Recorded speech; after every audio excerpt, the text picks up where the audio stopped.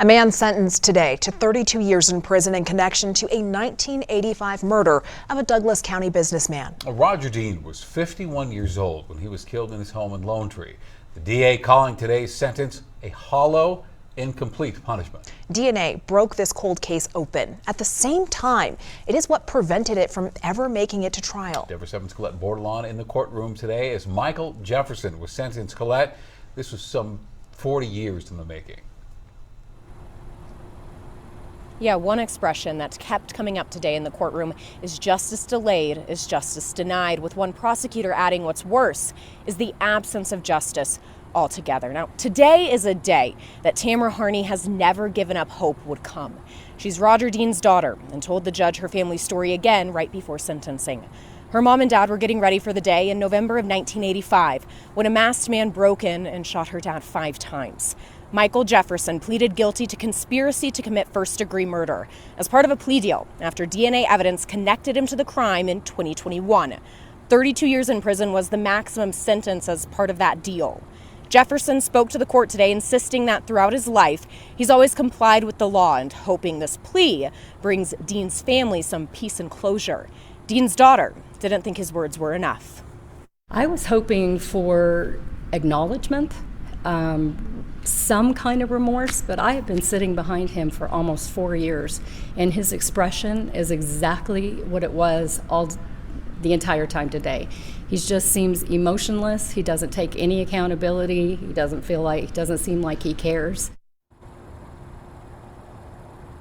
This case didn't go to trial because it's one of around 1,000 where the DNA evidence was impacted by a former scientist with the Colorado Bureau of Investigation, Yvonne Missy Woods. So prosecutors believed that connection just made it way too risky to put this case in front of a jury, and that's how it ended in a plea deal. Live in Douglas County, Colette Bordelon, Denver 7. All right, Colette, thanks for your work on this. And this Woods investigation likely will impact cases across Colorado for years. Denver 7 investigative reporter Natalie Chuck with the latest on that investigation. Yeah, Natalie. I mean, today's a prime example of that, right, guys? This man was arrested 2 years before we even knew that there might be any questions about the DNA used to identify him.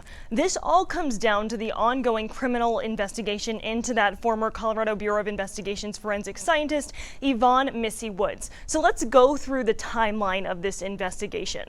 Woods worked at CBI for 29 years, but in October of 2023, CBI opened an internal affairs investigation after anomalies in DNA were discovered in September. She was placed on administrative leave and eventually abruptly retired roughly a month later. She left the agency right around the time the allegations against her were made public. Since then, CBI has continued putting out updates about the case. The most recent this past December, the agency revealed more than 1,000 cases were impacted by Woods.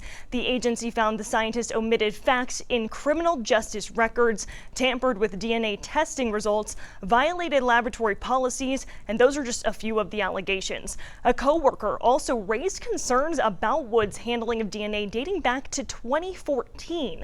Denver 7 previously spoke with a criminology and criminal justice professor who says the people really paying the price in all of this are the victims in cases Woods handled.